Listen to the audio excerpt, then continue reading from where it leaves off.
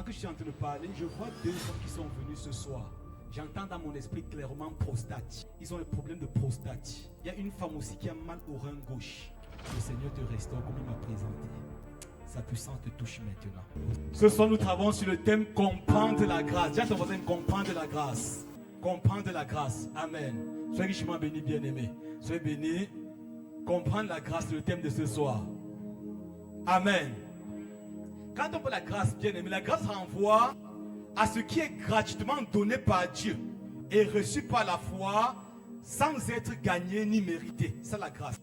Ce qui est gratuitement donné par Dieu et reçu par la foi sans être ni gagné ni mérité. Voilà la grâce. Je reviens encore sur la définition. Quand on parle de la grâce, il est question de ce qui est donné gratuitement par Dieu et reçu par la foi sans être ni gagné ni mérité. On voit deux vérités importantes dans la définition. Première vérité, c'est que tout ce que nous pouvons gagner ou mériter n'est pas la grâce. Si tu peux gagner quelque chose ou mériter, ce n'est plus la grâce. Deuxième vérité, la grâce se reçoit toujours par la foi. La grâce se reçoit toujours par la foi. Quelqu'un va dire ce soir que mais si je ne reçois pas la foi, ce n'est plus la grâce parce que j'ai donné quelque chose. Même la foi que tu as encore est l'œuvre de la grâce. Pour personne n'a la foi en elle-même. Aucune personne n'a la foi par elle-même. La foi que tu as est l'œuvre de la grâce. Amen. Éphésiens chapitre 2, verset 8-9. Paul va dire quoi? C'est par la grâce que vous êtes sauvés. Par le moyen de la foi. Et cela ne vient pas de vous. C'est un don de Dieu. Ce n'est point par les œuvres, verset 9, afin que personne ne se glorifie. C'est par la grâce que vous êtes sauvés. Le mot sauvé du grec sozo veut dire aussi guérir, veut dire délivrer, veut dire faire prospérer. Donc c'est pas la grâce que vous êtes guéris. C'est pas la grâce que vous êtes délivrés. C'est pas la grâce que vous prospérez. C'est pas la grâce que vous percez. C'est pas la grâce que vous mettez tout ce que tu veux de bien. C'est pas la grâce. L'un des éléments, ce qui est l'un des thèmes les plus difficiles à accepter, à comprendre dans l'église, c'est l'enseignement sur la grâce. L'une des choses les plus difficiles à admettre, c'est la grâce.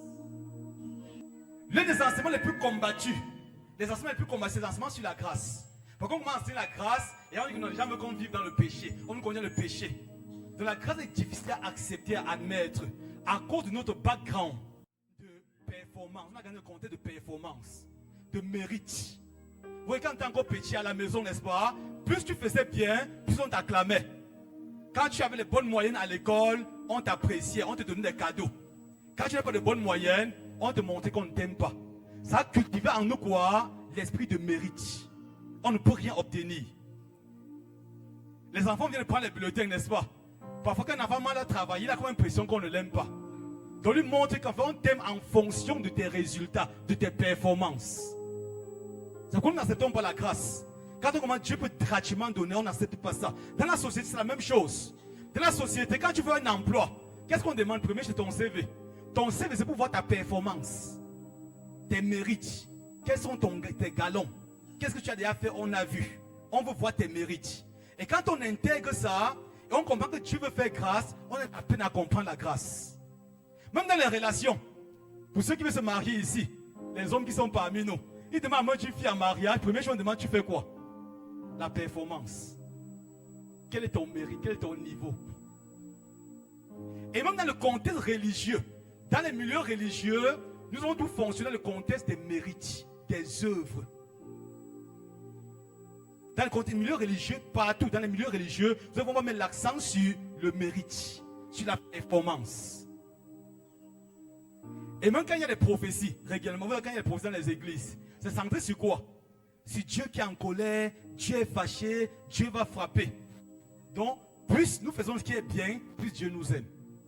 Maintenant, quand nous faisons ce qui ne va pas, Dieu est toujours en colère. Regarde la plupart des prophéties. Ces prophéties sont influencées par quoi? Par l'esprit de la loi dans laquelle nous avons fonctionné. L'esprit du mérite. Vous avez vu dans le programme, quand les gens auront des prophéties, il faut encore qu'on leur enseigne clairement la grâce pour qu'ils prophétisent comme Dieu veut. Sinon, ils vont tout prophétiser un Dieu en colère, un Dieu fâché, un Dieu prêt à frapper, à punir. Donc, dans les milieux religieux, on nous a présenté un Dieu qui nous aime quand on marche dans la sanctification, qui nous aime quand on prie pendant 2 heures au moins par jour. Un Dieu qui nous aime quand on a jeûné. Vous voyez un peu? Là, c'est le qu'on est performance. Donc, plus j'ai jeûné, plus j'ai prié, je crois que je mérite les faveurs de Dieu. Je crois que Dieu m'accepte. Et quand je n'ai pas fait ces choses, j'ai comme l'impression que Dieu ne m'accepte pas. C'est ça qui nous fait difficilement concevoir la grâce. On met plus l'accent sur l'effort. En dehors du christianisme, qui parle de la grâce, dans toutes les religions, on parle de performance, de mérite des œuvres. Dans toutes les religions de la terre, en dehors du christianisme, toutes les autres religions parlent de la performance, du mérite, des œuvres. Dans l'islam, par exemple, quand quelqu'un prie 5 fois par jour, va la mettre au moins une fois dans sa vie, n'est-ce pas? Jeûne pendant 40 après de Ramadan, fait 40 jours. Plus tu fais ces œuvres, plus tu as comme l'impression que Allah t'approuve, Allah t'accepte.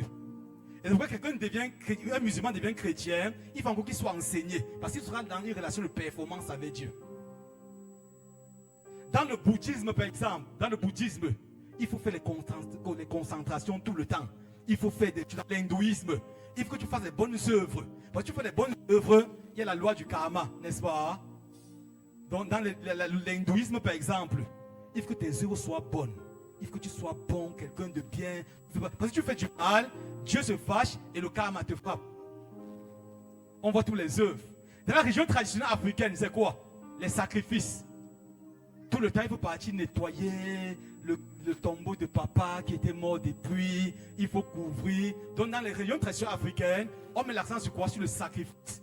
Plus tu te sacrifies, plus les ancêtres t'acceptent. C'est ce background-là qui fait que nous avons de la peine à accepter la grâce.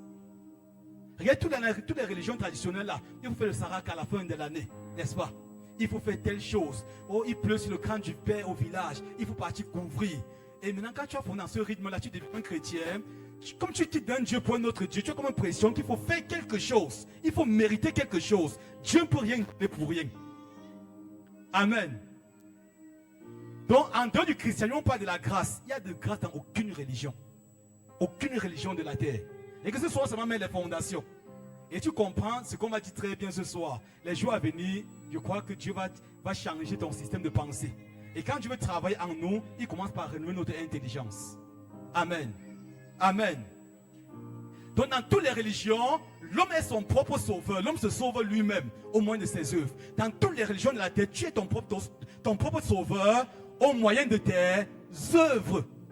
Plus je fais le bien, je suis performant, je me sanctifie, je me purifie, je donne les sacrifices, plus les dieux m'acceptent. Et maintenant tu deviens chrétien, on te dit que Dieu fait grâce. Je dis que non, pasteur. La fin de grâce, ça ne marche pas. Dans le christianisme, nous n'avons aucune œuvre à faire. Je commence à penser que il va choquer certains, parce que ça va venir heurter ton background religieux. Je commence à penser 3 jours aussi là. Dans le christianisme, tu n'as rien à faire. Pourquoi? Parce que quelqu'un a déjà tout fait pour toi. Donc chaque œuvre que tu fais pour mériter quelque chose devant Dieu, tu annules l'œuvre de Jésus. Tu n'as rien à faire. Parce que Jésus a déjà tout fait. Amen. Amen. Dieu est le Dieu de grâce. Dieu est le Dieu de grâce. Dieu est le Dieu, dis ton voisin, Dieu est le Dieu de grâce. Dès les premières pages de la Bible, on voit le Dieu de grâce. Dieu qui vient vers l'homme, c'est Dieu qui vient vers l'homme. C'est Dieu qui fait le pas vers l'homme. C'est Dieu qui s'engage à marcher avec l'homme. Parfois, les gens, il y a les théories qu'on a sorties, on a dit que non. Quand Adam a péché, Dieu l'a rejeté. Il y a une rupture entre Adam et Dieu. Il ne pouvait plus comprendre Dieu. Il ne pouvait plus écouter Dieu. S'il ne peut plus comprendre Dieu, qui a cousu un vêtement, Genèse 3, 21, il a couvert l'homme, c'est Dieu. Si Dieu n'a plus de contact avec l'homme, est-ce qu'il devait encore venir couvrir l'homme?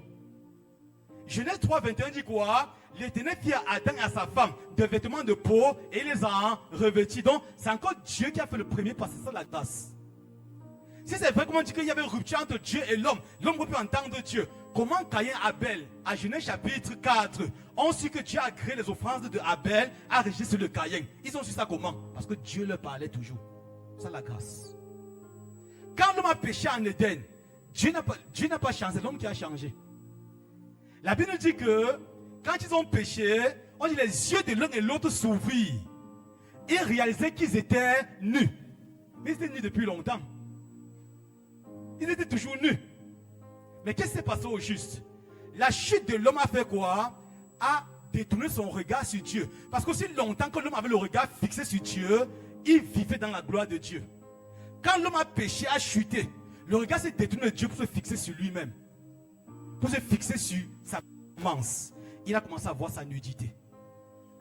Donc quand ton regard laisse Jésus pour mettre l'accent sur tes efforts, sur ta capacité, sur tes mérites, tu commences à voir tes faiblesses, tes limites, tes manquements, ta maladie. Pourquoi les gens sont trop concernés à la pauvreté, la maladie? Parce qu'ils n'ont pas le regard sur Jésus, mais sur eux-mêmes. Pourquoi les gens prennent le temps à chanter les cantiques de victimes tous les jours à l'église? Oh pasteur, même pas, on m'a rejeté, on m'a abandonné. Depuis des années dans la foi, le même langage. Pourquoi? Parce que le regard n'est pas fixé sur Jésus, le rémunérateur de notre foi, le regard est fixé sur toi. Si tu détournes ton regard de Jésus, même la douleur va commencer à faire vraiment mal. Tu me comprends pas bien? Est-ce qu'on est ensemble?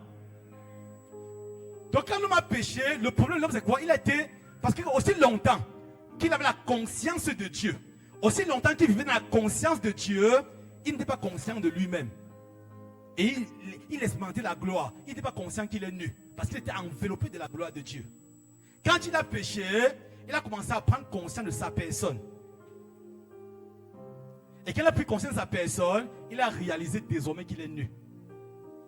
Il a vu sa pauvreté, sa misère. Pour refuser de culpabiliser tout le temps, de te lamenter tout le temps, il faut avoir le regard sur Jésus, non sur toi-même. Si tu peux regarder tes faiblesses, il ne peut pas prier 30 minutes, il ne peut pas faire ceci. Tu vas passer à te lamenter, à te culpabiliser. Et comme on a dit, rendez grâce en toutes choses, tu ne pourras pas rendre grâce. Pourquoi? Parce que tu es centré sur toi. Amen. Amen. Donc Dieu se révèle comme celui qui veut nous faire grâce.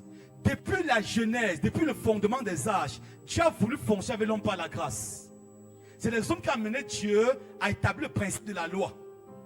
Quand Dieu a créé le monde, de Adam jusqu'à Moïse, ça fait 2500 ans. Adam à Moïse, ça fait 2500 ans. Pendant les 2500 ans, Dieu a fonctionné uniquement par la grâce avec les hommes. La relation entre Dieu et l'homme était fondée sur la grâce. Abraham jusqu'à Moïse. Vous imaginez? Et que quand vous voyez un homme comme Abraham, on l'appelle le père de la foi. Regardez sa vie. Il est parti, Genèse 12, menti que sa femme c'est sa soeur. C'est vrai, c'était aussi sa soeur, n'est-ce pas? Mais il a menti, vous voyez, plus tard, il a menti chez le roi des Philistins. Il est arrivé plus tard chez le Pharaon, il a encore livré sa femme. À tout moment, il y avait tellement de penchants dans sa vie. Il y a tellement de choses qui ne tenaient pas dans sa vie. Pourquoi? Dieu fonctionnait avec lui sur la base de la grâce. Regardez comme Samson. Samson, ça va Moïse, n'est-ce pas? Il faisait toujours le désordre, mais Dieu lui faisait toujours grâce. Regardez toute la vie de Samson. Il était juge, chargé de libérer Israël.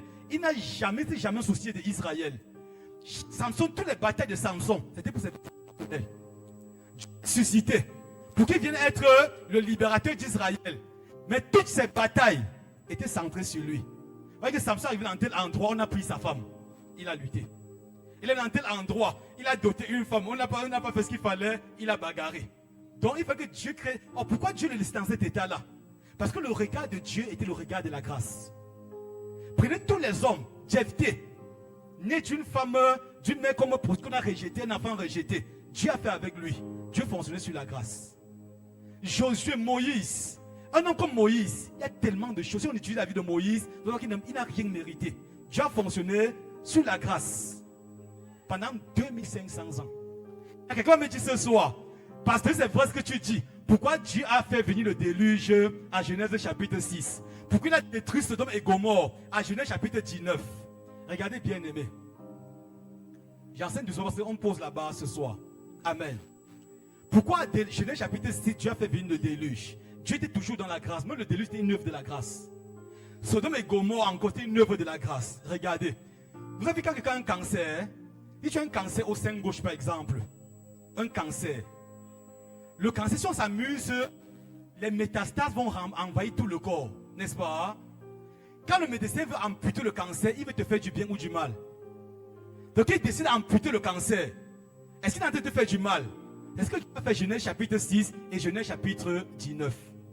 À Genèse chapitre 6, on dit que le cœur des hommes, tous les jours, étaient penchés vers le mal.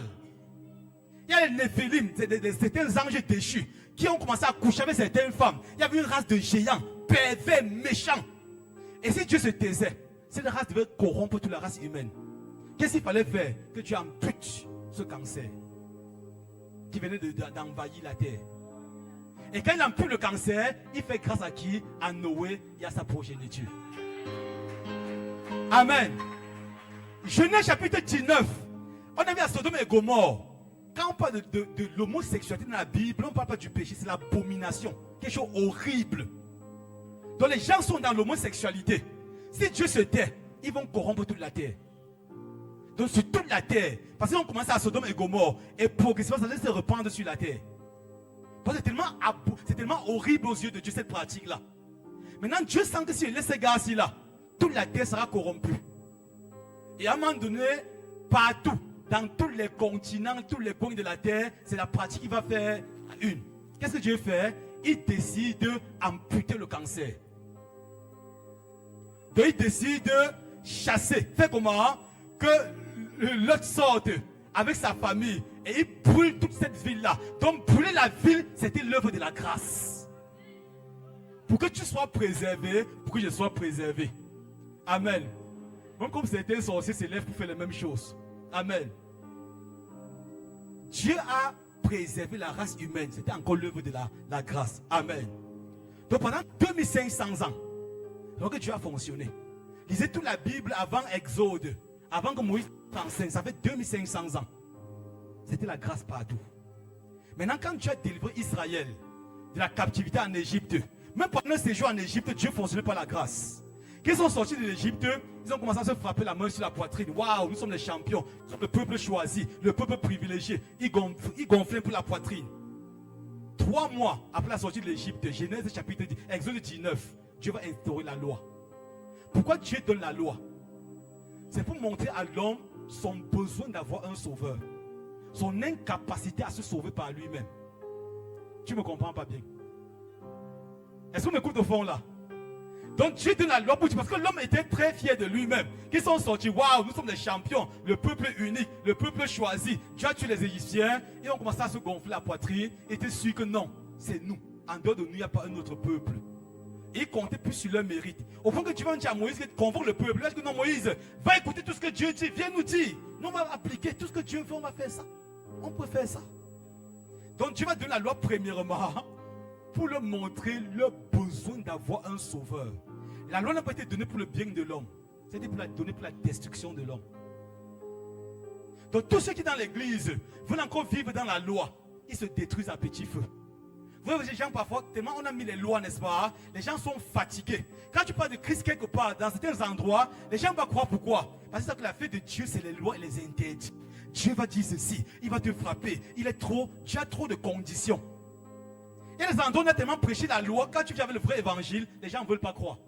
Qu'on a arrêté votre truc de Dieu là, on connaît déjà ce qu'il va faire. On voit Dieu comme un homme méchant.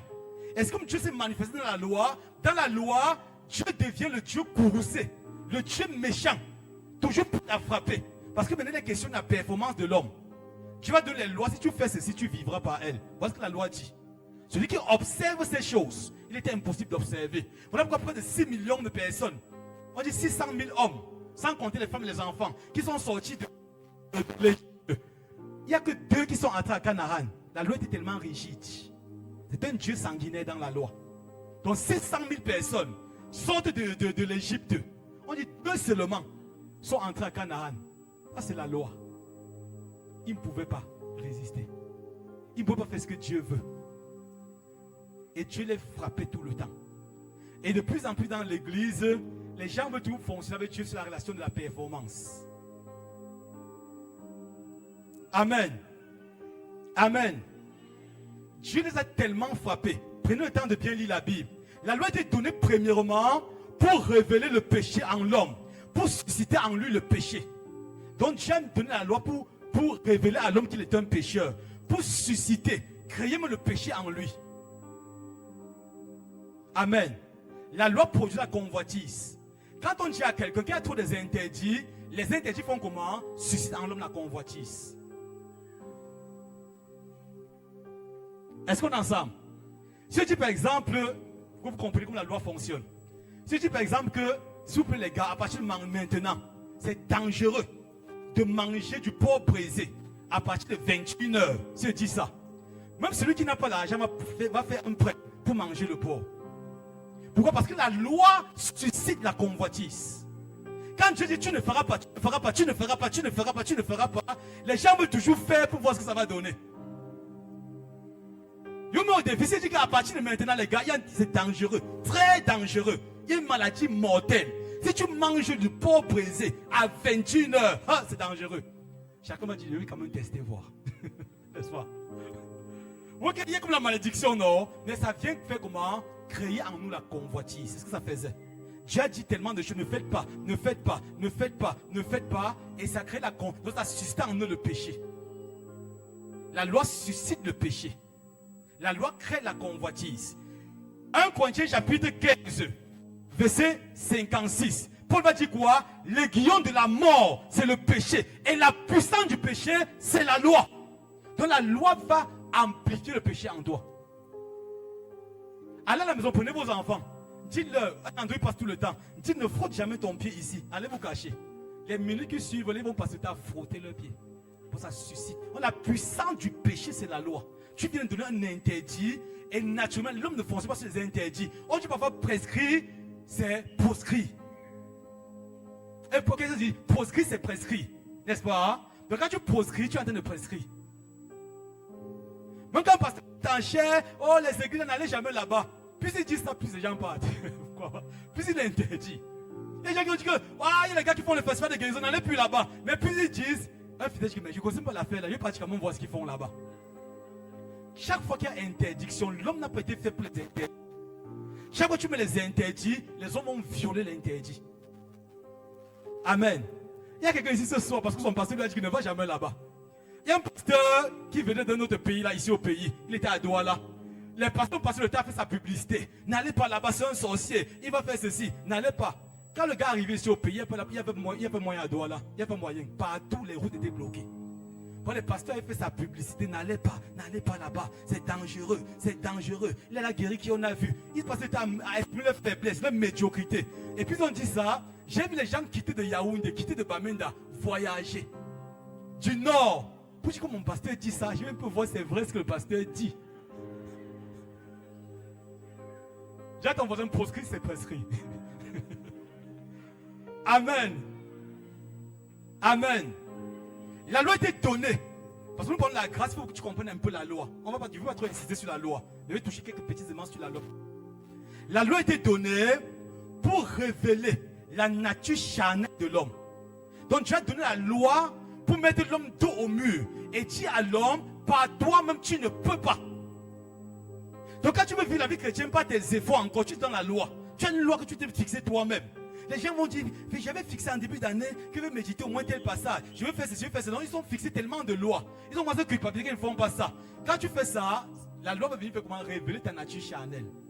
Te mettre dos au mur, te dire que par ta propre capacité, tu ne peux pas. Tu ne me comprends pas bien. Est-ce qu'on est ensemble fait comme ça si on est ensemble? La loi vient révéler ta nature charnelle pour montrer que tu as besoin. Sans Dieu, ce n'est pas possible. Sans Dieu, tu ne t'en sortiras pas. Sans Dieu, tu ne peux pas aller loin. C'est pourquoi Dieu a donné la loi. Amen. Amen. Romains chapitre 6, 14 va dire quoi? Car le péché n'aura point de pouvoir sur vous. Si vous n'êtes plus sous la loi, mais sous la grâce. Ça veut dire que sous la loi, le péché a le pouvoir sur eux. Donc Paul va dire que le péché n'aura plus de pouvoir. Parce qu'on n'est plus sous la loi. Quand aussi longtemps que tu es sous la loi, le péché a un pouvoir sur ta vie. Et maintenant vous êtes sous la grâce. Et Jean chapitre 1, 18 va dire quoi? Jean 1, 17. La loi était donnée par Moïse, la grâce et la vérité sont venues par Jésus-Christ. Donc pas être en même temps dans la loi et dans la grâce, on ne peut pas fonctionner les deux ensemble, au même moment. Soit tu es dans la loi, tu vis la loi, soit tu vis dans la grâce. Est-ce qu'on est ensemble? Qu'est-ce qui fait que les gens fuient l'église, abandonnent l'église? C'est trop de lois qu'on a mis dans l'église. Il n'y a plus de compassion, il n'y a plus d'amour, il n'y a plus de grâce. J'ai accueilli une jeune fille chez moi, ça fait quelques temps. Une jeune fille. Elle était tellement abattue et déprimée. Elle est une fille qui persévère dans une église. Elle a persévéré pendant des années, déployant tout son zèle. Elle était tellement menacée chez eux parce que son papa était vraiment dur envers elle. Elle est partie en location, elle est tombée enceinte. Elle revient à l'église se confesser, mais tout le monde la rejette. On voit, tu fais seulement semblant, vraiment ça ne vaut pas la peine. Elle a supplié, fatiguée, personne. Elle m'a accouché, les frères, les soeurs avec qui elle marchait ont refusé de voir son enfant. Ils ont rejeté l'enfant. Ça c'est pour la foi chrétienne, hein? Ils sont dans le légalisme. Ce que les gens appellent parfois sanctification peut devenir légalisme. Donc tout ce qu'ils font là, ça n'a rien à faire avec Dieu. J'ai dit à la fille là, quand elle est venue chez moi, on échangeait. Quand les mêmes personnes qui te condamnent là, il y a les grands pécheurs que toi parmi eux. Le problème c'est que personne n'a vu leur péché. Et qu'on n'a pas vu leur péché, ils sont saints. Est-ce qu'on voit ça? Parmi ces mêmes personnes, les gens qui ont pris le poids, n'est-ce pas? Ils ont pris le poids comment? En mangeant plus qu'il n'en faut. La bouteille c'est un péché. Mais ils ont catégorisé les péchés. Ils ont dit que non, si tu manges trop, excès de table, c'est un péché. Mais l'adultère ou la fornication, c'est le péché le plus dangereux. Donc dans la loi, il y a les catégories de péchés. Il y a les gens ici là, matin, midi, soir, grand menteur. Maintenant, si on attrape un chrétien qui a forniqué, ça c'est un dangereux chrétien. Et même pas chrétien. On avait bien dit, il n'avait pas cru. Tous ces péchés bien-aimés sont égaux aux yeux de Dieu. C'est que Dieu va être choqué. Et que certains gens seront choqués quand ils vont sortir d'ici. Tous ces péchés sont égaux aux yeux de Dieu. Elle a même supplié. L'enfant grandit, l'enfant marche déjà. Juste certains frères ne répondent pas. L'enfant marche déjà. Certains seuls l'ont rejeté. Et que, mais attends, quand tu pêches, tu offenses Dieu ou c'est Dieu que tu offenses.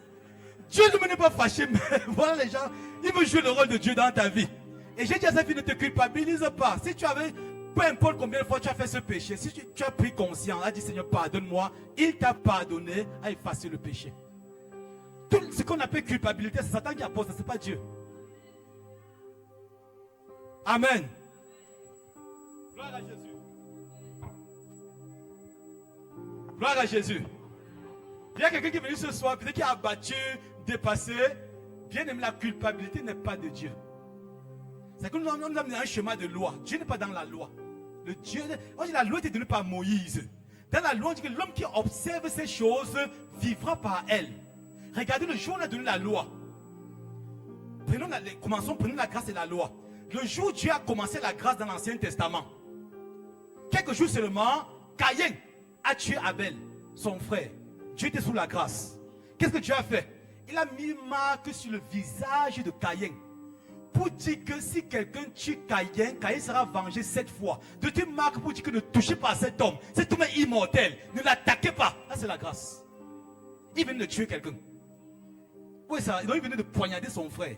Mais Dieu dit que je te fais grâce. Si quelqu'un t'attaque, il s'attaque à moi. Là, c'est la grâce. Et comment que Dieu a institué la grâce? Le jour où on a institué la loi dans l'Ancien Testament, quand Moïse est venu avec les tablettes de la loi, il a dit que le sabbat est sanctifié. Vous sanctifierez l'éternel jour du sabbat. Un sabbat, un monsieur s'est levé. Il avait son pilet à la maison. Il voulait manger son pilet. Il fallait qu'il chauffe d'abord la nourriture. Il est parti chercher du bois le jour du sabbat. Pour venir chauffer sa nourriture, on l'a attrapé. Qu'est-ce qu'on a fait? On l'a lapidé, il est mort. Donc, dans la grâce, quelqu'un a tué. Dieu n'a rien fait. Quelqu'un s'est ramassé. Quoi de plus normal que de chauffer ta nourriture? On dit qu'il a ramassé du bois, on l'a attrapé. Ah, tu viens de violer le sabbat. On l'a tué. Quiconque est encore sous la loi dans l'église, sous la malédiction. C'est pourquoi plusieurs chrétiens n'expérimentent pas Dieu dans toute sa puissance. Parce qu'ils sont dans un système de loi. Ils ne se pardonnent pas eux-mêmes. Ils ne pardonnent pas les autres. Ils sont amers. Il y a des gens ici, quand ils sont seuls, la vie chrétienne est tellement difficile pour eux. Il y a des gens qui ne parviennent pas, c'est comme si tu avais mis peut-être 3 sacs de ciment sur leur tête. Qu'ils sont seuls, mais la fête de Dieu c'est trop dur. Et quand tu les vois en route, toujours avec un visage comme un vieux masque bamoun. Ah, pasteur, c'est dur. La vie chrétienne, c'est compliqué. C'est compliqué. Pourquoi? C'est les lois que tu t'es fixées. La vie chrétienne n'est pas compliquée. C'est là que tu es dans la loi. Tu ne vis pas. La loi était extérieure à l'homme, n'est-ce pas? La grâce est intérieure à l'homme. Dans la loi, on faisait tout pour présenter la façade extérieure. Et tout chrétien qui est encore dans la loi fait tout pour présenter le bon aspect. Même s'il est déprimé, il fait semblant d'être content. Et un matin, on comprend que le bien-aimé là, oh, le pasteur là est mort. Il a eu des problèmes pendant des années. Comme il est dans la loi, il faut qu'on voie bien mon image, qu'il soigne mon image. Ça, c'est l'esprit de la loi. Les pharisiens, Jésus les appelait comment? Tombeau blanchi. Donc le tombeau à l'intérieur, c'est quoi? C'est les ossements. Mais à l'extérieur, waouh, super. Ça, c'est l'esprit de la loi. Amen. Avançons. La loi était donnée pour maintenir l'homme sous la domination du péché de Satan. Je sais ça pour que à la fin de mon enseignement, que tu sortes dans les chemins de la loi. Et dans les jours à venir, quand on va continuer, tu vas sortir ce modèle-là. Et tu vas commencer à utiliser la vie chrétienne, va devenir ta vie normale. Tu vas te battre pour vivre la vie chrétienne. Amen. Donc la loi était donnée pour maintenir l'homme sous la domination de Satan. Tous les chrétiens qui sont dominés tout le temps, couche de nuit tout le temps, nourriture nocturne depuis 1950, tous les problèmes tout le temps, oppression démoniaque, c'est parce qu'ils sont encore sous la loi. La loi maintient l'homme sous la domination du diable. Colossiens chapitre 2, parfois on ne comprend pas bien ce passage. Colossiens 2, 14, 15. On parle de Jésus-Christ a effacé l'acte dont les ordonnances nous condamnaient. C'est quel acte? C'est la loi. Donc les ordonnances de la loi condamnaient les hommes. Ça te condamne. Maintenant on va dire au verset 15. Il a dépouillé les dominations et les autorités. Ça renvoie à quoi? Aux entités démoniaques. Mais ils oppressaient les hommes comment? Parce que les hommes étaient sous la loi, sous les ordonnances de la loi. Satan, sur cette base, les maintenait dans le péché, les oppressait. Il n'avait pas de solution. On dit pas sa mort, Jésus a fait comment? Il a dépouillé. Pour dire à Satan désormais, la loi sur laquelle tu te tenais, pour maintenir les enfants de Dieu dans la captivité, tu n'as plus de pouvoir sur eux. Il a dépouillé Satan. Maintenant, quand tu retournes dans ta propre loi, tu donnes un pouvoir à Satan sur toi. Amen. Pourquoi certains gens ne sont pas guéris? Parce qu'ils sont encore dans la loi. Quand on va prier, on dit que non, pasteur, je sens qu'il fallait que je jeûne d'abord 3 jours. Donc, ils ont tout l'esprit de la loi. Donc, il faut mériter leur guérison. Ceux qui lèvent et marchent, ils disent non, non, c'est trop simple pour être vrai. Attends d'abord, pasteur, que je vais jeûner 40 jours. Tu vois un peu? Dis-moi que lève et marche, je vais me lever. Donc, l'esprit des œuvres. Regarde la vie de Jésus. Partout, c'est quoi? C'est la grâce. Ton péché t'est pardonné. Ma fille va et ne pêche plus. Ça, c'est la grâce. Pour chasser un démon dans certaines églises, il faut qu'on soumette. J'ai vu un pasteur Yaoundé, il soumet tous les gens qui ont des problèmes. Sur 5 jours de jeûne, 10 jours de jeûne, à sec. J'ai demandé au pasteur qui travaille avec lui, mais pourquoi il se soumet sur le jeûne? Il a dit que c'est pour fatiguer les démons qui sont en eux. Et qu'il ne comprend pas ce que c'est que les démons. Tu as fatigué un démon. Les démons ne mangent pas la nourriture. Ils ne mangent pas des aliments. Donc, jeûne comme tu veux. Ils ne mangent pas ta nourriture. Ils mangent ton potentiel, pas ta nourriture. Et que le pasteur lui-même est dans la loi. Il soumet les gens dans des trucs difficiles. Bien, on commence à jeûner par amour pour Jésus, pas pour mériter quelque chose. Amen. Je ne suis pas d'accord. Il y a quelqu'un qui est dans la loi dit que, ah, pasteur, laisse-moi multiplier encore mes efforts.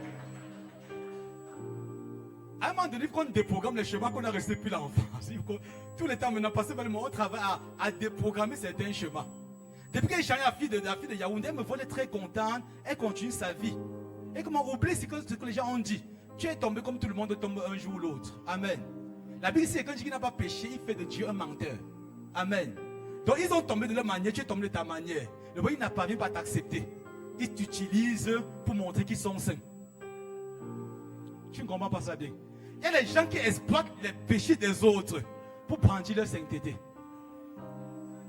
Aussi longtemps que personne n'a péché, ils sont au même niveau. Quelqu'un pêche, oh j'avais bien dit, comme si c'était prophète de malheur. Gloire à Jésus. Dernier point, finissons rapidement la loi et on continue avec notre enseignement.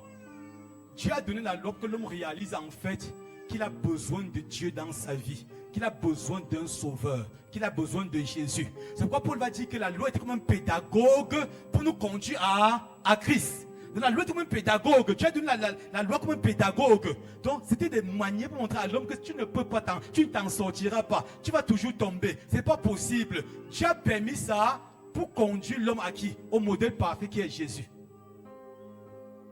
Donc tous les intérêts que Dieu donnait, c'était pour conduire l'homme à Christ.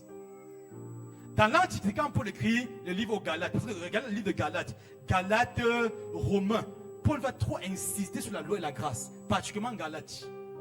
Être sous la loi est plus dangereux qu'être dans le péché. Vous savez ça, hein? Quand Paul écrit aux Corinthiens, les Corinthiens, les gens sont dans l'impudicité, mais Paul passe le temps à les apprécier. Vous avez tous les dons spirituels. Mais quand il revient à Galates, il dit Galates dépourvu de sens, qui vous a ensorcelé, qui vous a envoûté. Pourquoi? Il était sous la loi, tellement dans la loi. Paul n'encourage pas le péché. Mais il dit en fait, quand quelqu'un est sous la loi, tout le reste va le suivre. Le péché, Satan, tout le reste. Maintenant, Paul dit que la loi était comme un pédagogue pour nous conduire à Christ, afin que nous soyons justifiés par la foi. Amen. À l'Antiquité, quand Paul écrivait ça, il écrivait dans un contexte où il y avait les esclaves. Les gens comprenaient très bien Paul. Quand un maître d'esclaves avait les enfants chez lui, il choisissait l'esclave le plus fidèle, le plus loyal, le plus sincère, le plus intègre. Il recommandait ses enfants à cet esclave-là. L'esclave donnait l'éducation à ses enfants. Parce qu'on devait attendre vers 10 ans, 12 ans, 15 ans pour envoyer l'enfant à l'école. Maintenant que l'enfant part à l'école, on le mettait sur un esclave. L'esclave maintenant jouait le rôle d'enseignant. Maintenant l'esclave était plus dur que le vrai enseignant. Il était tellement dur avec les enfants en attendant que l'esclave, que le maître vienne. Oh, la loi était quoi? C'était l'esclave. La loi était l'esclave gentil de la maison, qui était tellement dur envers les hommes, en attendant que le professeur, le maître vienne, Jésus-Christ. Et quand Jésus vient, si tu dis que mon enseignant c'est toujours l'esclave là, c'est que tu n'as rien compris. Amen. Amen. Gloire à Jésus. Est-ce qu'on peut avancer, bien-aimé? Maintenant, depuis Jésus jusqu'à nous, une nouvelle ère a commencé, l'ère de la grâce. Donc vous voyez que pendant 2500 ans, Dieu a fonctionné sous la grâce. Pendant 1500 ans, Moïse a Jésus. On dit que la mort a régné à cause de la loi. Maintenant, quand Jésus entre en scène, il change les données. Il est comme le maître qui arrive, la loi va disparaître. Amen.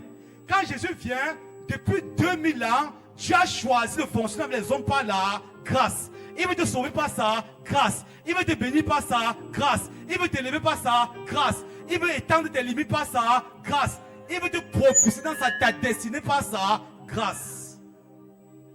Quand Jésus a fait son entrée en scène, Luc chapitre 2, verset 14, les anges ont chanté. Gloire à Dieu dans les lieux très hauts et paix sur la terre parmi les hommes qui l'agréent. Là, c'est le chant des anges. Ça, c'est Noël, n'est-ce pas? Les anges dans nos campagnes. C'est le chant de Noël, n'est-ce pas? Or, comme le Luc chapitre 2, 14, les anges avaient un chant. Gloire à Dieu dans les lieux très hauts. Paix sur la terre parmi les hommes. Pas paix entre les hommes. Parmi les hommes que Dieu agrée. Ça voulait dire quoi exactement? À partir du moment où Jésus fait son entrée en scène, le conflit entre Dieu et l'homme, qui était basé sur le péché de l'homme, n'existe plus. Le conflit est terminé. Dieu n'est plus en colère contre les hommes. Donc quand il dit paix parmi les hommes, ce n'est pas paix entre les hommes. Les hommes peuvent être en conflit.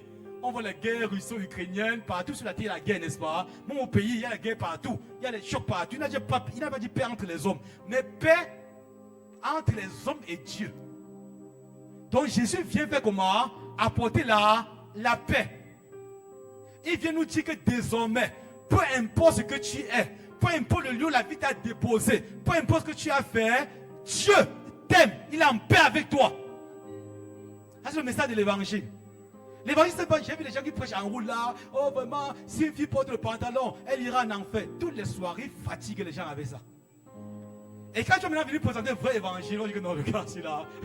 Donc tout ce qu'on peut, les lois qu'on interdit, les interdits qu'on peut là, c'est pas l'évangile, c'est pas l'évangile. Plusieurs personnes sortent tout le temps prêcher, mais ils ne prêchent pas. Ils font tout sauf l'évangile. Alors qu'à vous total, vous voyez les gens, attention, ceux qui croient au crâne, ils iront en enfer. Les filles qui portent les pantalons, les femmes qui ont les coiffures, les perruques. Tout ce qu'il fait là, c'est une perte de temps. L'évangile, c'est que Dieu, n'est-ce pas, est venu faire la paix avec les hommes, n'est plus fâché contre les hommes. On est ensemble. Et qu'est-ce que veut dire ce soir? Beaucoup de personnes vont sortir. Est-ce que c'est même vrai? C'est ça l'évangile. Le mot évangélium veut dire une nouvelle trop bonne pour être crue, pour être vraie. Donc c'est quand on dit bonne nouvelle. Si on te dit bonne nouvelle, que veut dire bonne nouvelle? Ou ton habit là sent bizarre, tu sens comme le bouc, c'est une bonne nouvelle ça. Hein? Bonne nouvelle, c'est l'évangile, l'évangile de la bonne nouvelle, l'évangile de la grâce. Bonne nouvelle, une nouvelle trop bonne pour être vraie. Et vous dites que mon ami, même comme tu es dans la prostitution, il y a quelqu'un qui a payé pour toi.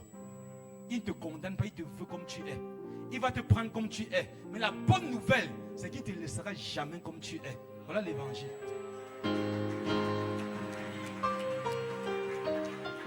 Amen.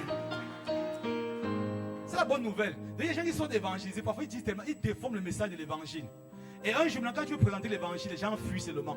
On connaît les chrétiens, ils vont nous condamner, ils vont nous juger. Jésus ne jugeait personne. Qu'il était sur la terre, les lieux allaient le plus de quoi? Chez les collecteurs d'impôts, les gens de mauvaise vie. Est-ce qu'il les condamnait?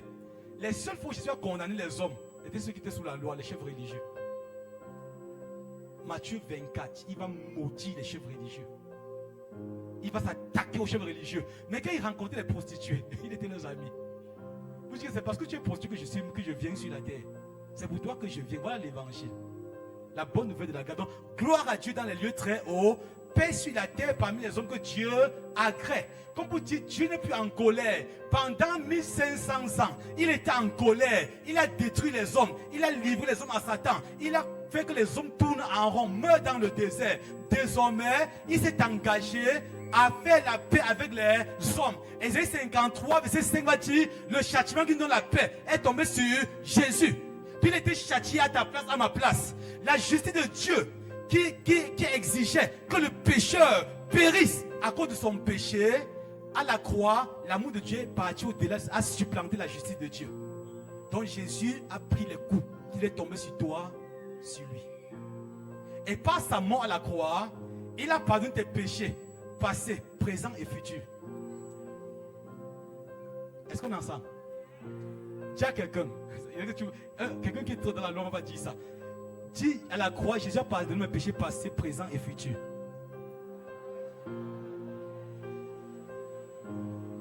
Donc même les péchés que tu as encore commis, il a pardonné.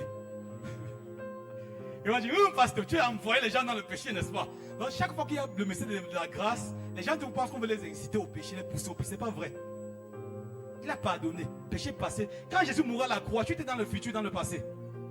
Tu étais où? Quand il mourra à la croix, il y a 2000 ans. Tu étais où? Dans le futur.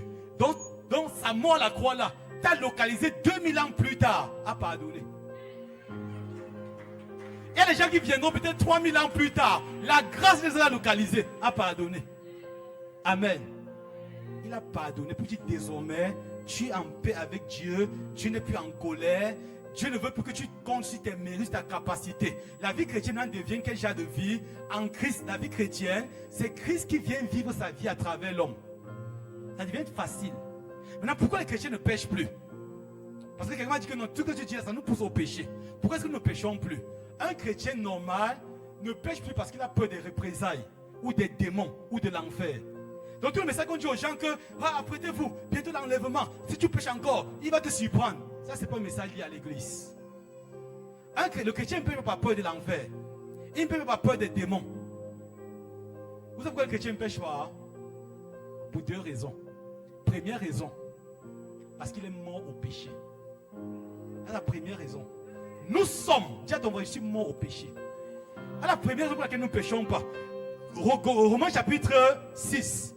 La première raison qu'il est mort au péché, donc le péché n'est plus sa nature. Et que quand tu es un chrétien qui a vraiment reçu le Saint-Esprit, qui a reçu Jésus, quand tu es dans un environnement de péché, tu es mal à l'aise, parce que c'est plus ta nature, contre ta nature. Même qu'il y a personne qui te voit. J'ai vécu des choses où je suis seul, personne ne te voit. Mais tu ne peux pas faire ça parce que c'est contre ta nature.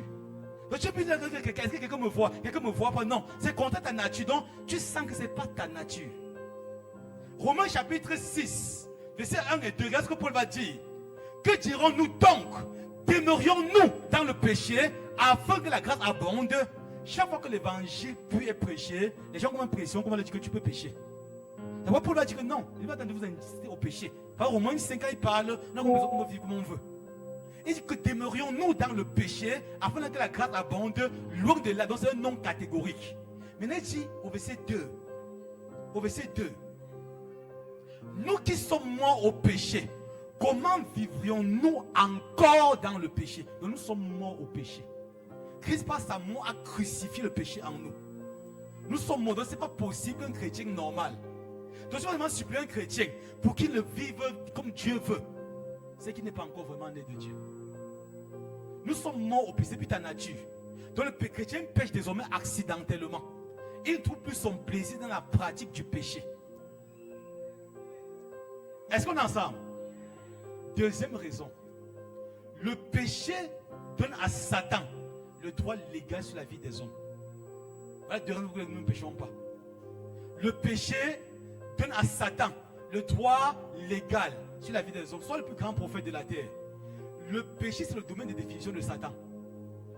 Pour ceux qui sont allés en cellule là, quand tu arrives en cellule en prison, il y a toujours un gardien de terre, donc quelqu'un qui a trop duré, n'est-ce pas? Quand tu viens là-bas, on te dit que droit de terre, donc tu vas lui donner le droit de terre. Parce qu'il a trop duré, c'est son domaine.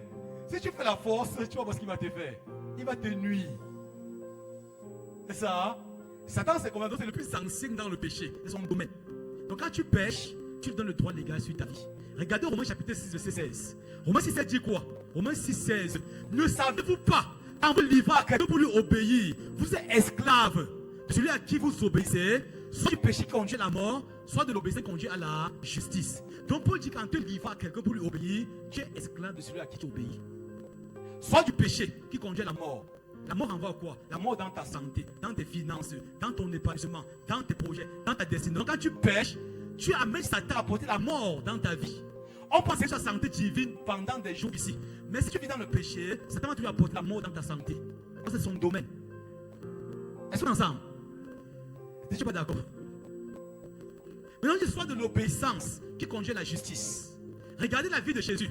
Jésus arrive à Jean chapitre 9. Il rencontre un homme qu'on appelle un aveugle de naissance. Jean chapitre 9. Jésus l'a guéri. Il a tourné pour finir à rencontrer Jésus. Qu'est-ce que Jésus va lui dire?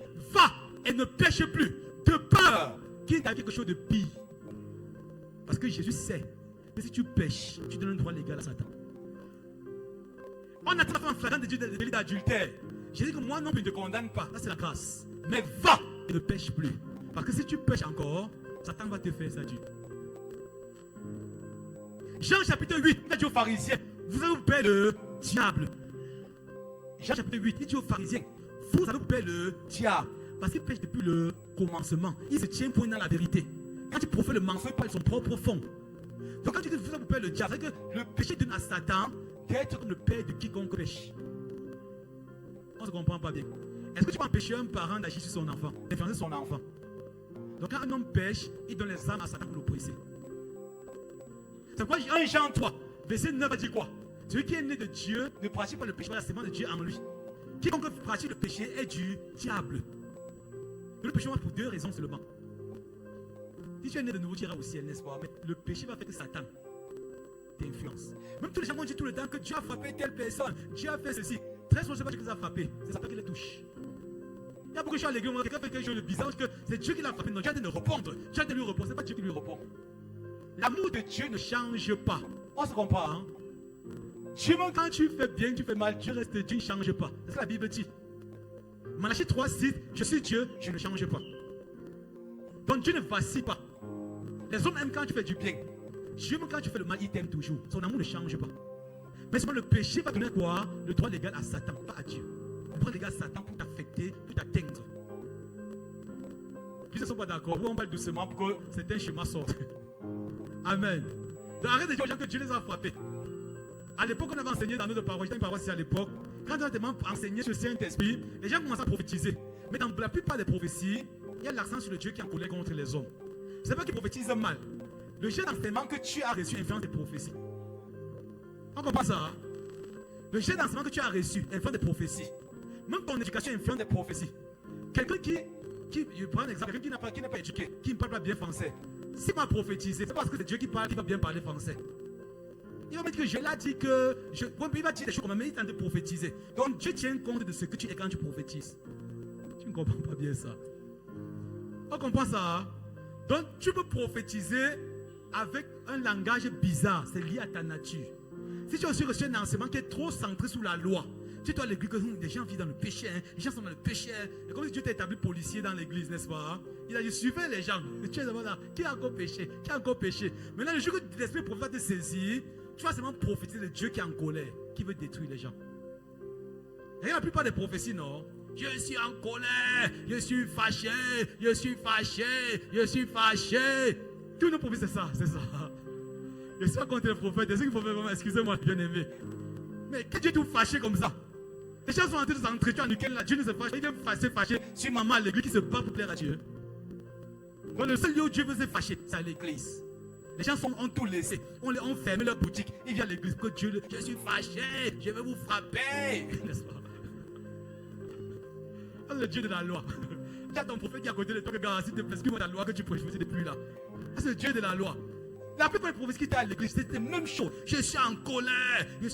Tous ces messages bien aimés, c'est le background, c'est le faux enseignement qui appose ces prophéties. Je suis très sérieux. Après, Dieu va détruire la terre. Les gens vont donner. Ce matin, bien aimé, prions beaucoup pour le Cameroun. Quand je dormais, j'ai vu comme le feu avait brûlé tout le Cameroun. Il n'y a qu'une petite zone comme ça que le feu n'avait pas brûlé. Les gens disent, oh bien aimé, prions. Le feu va bientôt. C'est le mensonge. C'est pas Dieu. On comprend ça, hein? Quand Dieu a fait apporter le déluge, il a dit quoi? Je ne détruirai plus la terre. Donc tous mes amis disent que Dieu va détruire la terre, c'est le mensonge. C'est pas Dieu. Si on détruit le Cameroun, c'est Satan, c'est pas Dieu. Donc dis plutôt que prions parce que Satan ne veut détruire pas Dieu. Dieu ne veut pas détruire le Cameroun. Quand Covid-19 est venu, Covid-19, il a dit, oh maintenant, Dieu est en colère, il veut détruire la terre. Mais qui était derrière ça? C'est le diable, avec des médecins corrompus, apporter une maladie, c'est Dieu, c'est pas Dieu. Donc toutes ces méchancetés, ces atrocités-là, Dieu est tellement amour qu'il ne veut pas faire ça. Dieu sait qu'il y a un jour, il va juger les hommes. Pour le moment, il ne les juge pas. Même quand un homme est méchant, Dieu lui tend toujours la main. Dieu ne va pas le frapper. Si Dieu les frappe les hommes, il est sûr que les églises sont vides. C'est vrai. Et s'il a frappé, il va laisser ces méchants qui sont en train de détruire les destinées, tuer des personnes. Pour que quelqu'un qui a l'église chaque jour, Seigneur, je te cherche, il tombe, il se relève. Aide-moi, Seigneur, c'est lui que Dieu veut tuer, n'est-ce pas? C'est lui que Dieu veut tuer. Il y a un méchant là-bas qui ne vient jamais à l'église, qui ferme même les églises. Je n'aime pas les affaires de Dieu, bloque les églises. Dieu le laisse. Il y a une maman qui est à l'église qui dit, Seigneur, aie pitié de moi. Je suis encore tombé, aide-moi. C'est lui que Dieu veut tuer. C'est elle que Dieu veut tuer, n'est-ce pas? Dis à ton prophète là que s'il te plaît, prophète. Je t'aime beaucoup, mais s'il te plaît, sois sage quand tu prophétises. Amen. Il y a des choses qu'on te dit, ne t'effraie pas. Tous les messages qui sont liés, les trucs négatifs là. Les trucs, oh, je dormais ce matin, j'ai vu comme le Cameroun était suspendu sur un fil. Il va bientôt jeter le Cameroun dans l'enfer. Quand tu entends ça, mange ta nourriture calmement, rends grâce à Dieu. Comme tu n'aimes pas les hommes là, comme ton cœur est toujours contre les gens là, Dieu veut seulement amplifier ta haine contre les gens. Et tu as vu comme le Cameroun est en feu. C'est pas Dieu. Amen. Donc il y a des prophéties qu'on nous donne, c'est calme. Et ça va, rien ne va se passer. Dieu, on dit que Dieu n'aime pas, il est amour, sa nature. On dit qu'il ne tarde pas, il ne va pas détruire le pécheur pour le moment. Il sait qu'un jour il va juger le pécheur. Mais pour le moment, nous sommes dans le temps de la grâce. De la venue de Jésus, jusqu'à sa seconde venue sur la terre, nous sommes dans le temps de la grâce. C'est le temps où les hommes font n'importe quoi, Dieu tend toujours la main pour les sauver. C'est pourquoi on organise des conférences, c'est pourquoi on prêche tous les jours. Depuis un temps, on fait le tour du Cameroun. Pourquoi? Parce que c'est le temps de la grâce. Dieu veut faire grâce. Là, si Dieu veut faire grâce, tu veux demander aux gens que Dieu veut les tuer. Dieu ne veut pas les tuer, Dieu les aime. Il ne veut pas qu'ils aillent en enfer. Amen. Mais tu entends quelqu'un qui prêche la loi, là, dit que s'il te plaît, il faut qu'on rectifie ton message. Il faut lui présenter l'évangile. La Bible qu'Apollos prêchait, n'est-ce pas? Hein? Mais quand il a rencontré Achias et Priscille, on l'a fait asseoir, on a rectifié sa doctrine. Amen. Même beaucoup de messages dans les chefs des églises, est toujours culpabilisé des hommes. Tout ce qui te culpabilise n'est pas de Dieu. On commence à... Tu es d'accord? On a dit qu'on parle de la grâce, non? Tout ce qui fait que tu perds ta paix. Dieu ne t'amène pas à l'église pour arracher ta paix. Tout ce qui culpabilise l'homme n'est pas de Dieu. C'est vrai qu'il y a une culpabilité qui conduit dans la repentance, n'est-ce pas? On dit qu'il y a une culpabilité, Dieu a produit pour la repentance. Mais tous les messages qui toujours dire, oh, tu es en danger, comme tu as fait telle chose. Et on confond par la sanctification à quoi? Au légalisme. La sanctification, c'est pas le légalisme. Quoi qu'on reviendra là-dessus. Amen. Amen. Maintenant, on va toucher un dernier point, après on va prier. Si tu comprends ça très bien, tu vois comme Dieu va se manifester puissamment. Amen. Comment recevoir la grâce? Comment recevoir la grâce? Dis-lui ça, comment recevoir la grâce, bien-aimé? Là, c'est le dernier point qu'on va toucher. On va toucher certains éléments parce que les jours à venir, on reviendra sur certains éléments. Comment recevoir la grâce? Première chose, tu veux recevoir la grâce. Arrête les relations de performance avec Dieu. Arrête. Arrête de vouloir prouver quelque chose à Dieu. Mon Dieu, comme tu vois, là, j'ai jeûné pendant combien de temps? J'ai fait telle chose. J'ai prié pendant 5 heures. On dit qu'il y a un pharisien et un publicain qui sont entrés au temple. Le publicain est sorti justifié. Le pharisien a été justifié. Vous comprenez? Le pharisien prend ses œuvres, une performance. Je jeûne deux fois par semaine. Je paye la dîme de tous mes revenus. Il a pris son CV, mon Dieu, il est performant. Dès que j'ai vu ta performance, et l'un de l'autre côté, Seigneur, moi là, j'ai besoin de ta grâce. Parce que celui-là a été justifié. Amen. Donc, si tu reçois la grâce, première chose, arrête les relations de performance avec Dieu. J'ai prié pour une fille, elle venait de Yaoundé. C'est un papa qui a amené sa fille, elle avait des problèmes bizarres. Ils sont partis voir un exorciste quelque part en folie là-bas. Le gars dit que non, il faut montrer à Dieu vraiment que nous sommes vraiment mal à l'aise. Faisons quelque chose qui va attirer la faveur de Dieu. Il mettait la petite fille en bas d'une colline, une longue colline. Elle grimpait à genoux. Elle grimpe. Du matin, elle est sous le soleil, elle commençait le matin. Elle grimpe, le papa aussi derrière, les deux grimpaient. Pour dire, oh, tu regardes comme tes enfants souffrent. Regarde comme tes enfants souffrent. Regarde comme tes enfants. Ils ont fait ça pendant une semaine. Quand ils arrivent au sommet de la colline, ils partent prendre de l'eau parce qu'il y a l'eau qui coule quelque part là. Ils versent de l'eau sur eux. Oh Dieu, tu as vu notre souffrance. Ils voient leurs genoux. Oh Dieu, tu as vu, non? Comme nous on a souffert. Ils ont fait ça une semaine, 2 semaines, rien. Quand le père voit comme c'est difficile, il se rentre à quelqu'un, il dit, gars, il y a un pasteur, on va t'embaucher le pasteur. Quelqu'un est arrivé vers moi, il me parle, il dit que mon gars, tout ce que tu as fait là, Dieu ne le voyait même pas. Donc tu as fait ça un job. Et ils sont en souffrant pour que Dieu va les aimer, n'est-ce pas? Même quand tu jeûnes bien, je suis ici dans la salle, là. Peu sont ceux qui ont jeûné ou qui jeûnent comme moi. Et je ne jeûne pas parce que je veux obtenir quelque chose de Dieu. Je jeûne juste dans le sens de la communion avec Dieu. Je vais réorienter les choses. Nous jeûnons parce que nous aimons Jésus. Nous voulons davantage marcher avec Jésus. Nous voulons être sensibles à sa voix. Nous ne jeûnons pas parce qu'on va obtenir des choses de lui. Il y a des parents ici. Pourquoi quand ton enfant te demande quelque chose, tu ne dis pas que non, balai d'abord la cour, tu laves le mur. Quand tu dis pas ça à ton enfant. Mais quand c'est Dieu, tu dis non, il faut faire quelque chose, tu vas voir ce qu'on fait.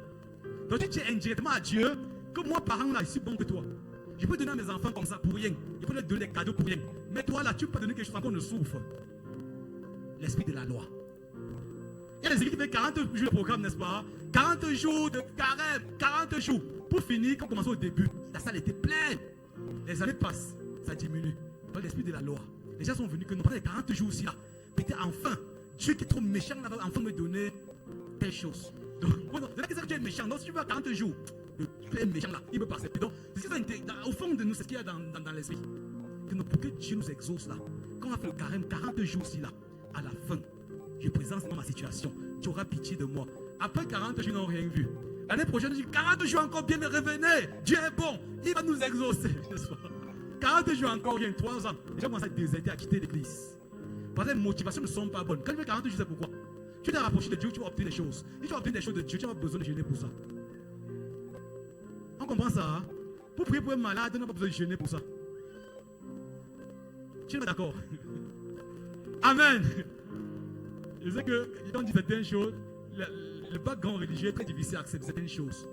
Si tu fais 40 jours tout le temps, parce que tu vas obtenir des choses de Dieu, tu finiras frustré. Tu finiras par abandonner l'église. 40 jours est une bonne chose, n'est-ce pas? Mais si tu veux t'approcher de Dieu, connaître Dieu dans des dimensions encore plus élevées, être encore plus sensible, la motivation est bonne. Mais si tu fais ça parce que tu veux qu'à la fin, Dieu te donne un travail. Dieu peut te donner un travail sans que tu ne fasses tous ces efforts-là. Une prière avec foi d'une seule minute peut apporter le travail. Pas besoin de 40 jours pour ça. 40 jours que Dieu chasse un démon. On n'a pas besoin de 40 jours pour ça. Un vrai pasteur en 2 secondes chasse le démon là. Amen. Donc tous ceux qui te font, tu fais 40 jours à la fin, Dieu va te donner un cadeau là. Ils n'ont rien compris. C'est pourquoi tu avais commencé avec le zèle, tu ne parles plus. De motivation. Donc commence à enlever dans ton esprit l'esprit de mérite avec Dieu. De performance. De quand Dieu va voir comme j'ai trop souffert. Comme j'ai. Donc arrête de te battre, arrête d'essayer, arrête de lutter. Pour obtenir des choses, dis Seigneur, je veux vivre par ta grâce. Donc réduis la performance. Amen. Il est très simple. Quelqu'un dit que j'ai eu à jeûner, j'ai jeûné des années tout entières. Mais la motivation n'est jamais que Seigneur jeûne parce que tu as fait des choses. Non. Il a déjà fait ça. Nous avons tout en lui. Moi, je jeûne pour des choses encore plus sérieuses. On jeûne pour voir quelqu'un en route décrire sa vie parce qu'on est devenu plus sensible au Saint-Esprit. C'est des dispositions. Donc le jeûne ne change pas Dieu, mais ça me change. Ça me rend disponible. Amen. Nous avons des choses encore plus sérieuses pour obtenir des petits trucs temporels. Amen. Donc, premier élément, si tu veux te guérir, si tu veux te délivrer, si tu veux te restaurer, si tu veux avancer, ce soir, arrête de compter sur les relations de performance avec Dieu. Quand on avait 40 jours, tu as vu, 40 jours, t'es chaud. Oh, si tu me pries en coulant beaucoup de sueur, pendant 2 heures de temps, il dit que la sueur coule. Bien aimé, Dieu ne voit pas la sueur. Il voit la foi. Il est le rémunérateur de la foi, pas de la sueur. Amen. Amen. 2. Apprenez à faire confiance à Jésus-Christ. Et tu recevoir la foi, la grâce, la guérison. Quand on parle de grâce, il y a toute une grâce. Guérison, prospérité, succès, épanouissement. Apprends à faire confiance à Jésus. Amen. Romains chapitre 4, 3 dit quoi? Abraham crut en Dieu et ça lui fait imputer à justice. Donc, il a fait confiance. À Genèse chapitre 12, Dieu est venu voir un homme qu'on appelle Abraham. Il a dit Abraham, va-t'en de ton pays, de ta patrie, de ta nation, de ta maison de ton père. Je rendrai ton nom quand je te bénirai. Je ferai de toi une source de bénédiction et toutes les nations de la terre seront bénies en toi. Les années sont passées, il n'a rien vu. Dieu vient encore lui parler que ta descendance sera plus nombreuse que les étoiles du ciel, que le sable qui est au bord de la mer. Il dit yes, amen. Le temps ne voyait. Dieu vient encore lui dire Abraham, des rois sortiront de toi. Il faut dire que Dieu, s'il te plaît, arrête de m'ambiancer. Moi, j'ai Abraham cru en Dieu. C'est une affaire de 2 ans. Hein? Elle a 75 ans. Le temps passe, il dit, mais quelle affaire que Dieu dit ici là? Est-ce que c'était un vrai rêve? Est-ce qu'on ne peut pas mentir? Est-ce que c'était une fausse vision? 25 ans sont passés. Et quand on dit Romains chapitre 4, à partir du verset 17, on dit qu'Abraham a cru, même quand il ne fallait plus croire. Qu'il n'y avait plus raison de croire, continuer à croire. Voilà ce que Dieu aime.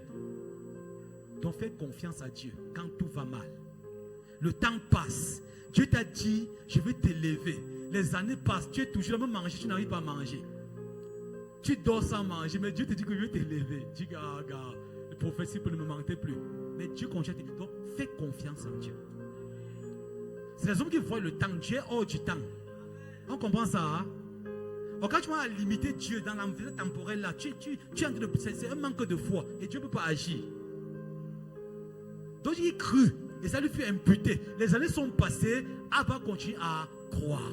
Quand les voisins disaient que mais tu es le père des multitudes, le père d'une nation, où sont les nations, où sont les enfants? Abraham continue à croire. Quand Abraham Sarah était fatiguée, il commençait à voir, vous savez, les âges comme ça, où ta femme devient comme ta soeur.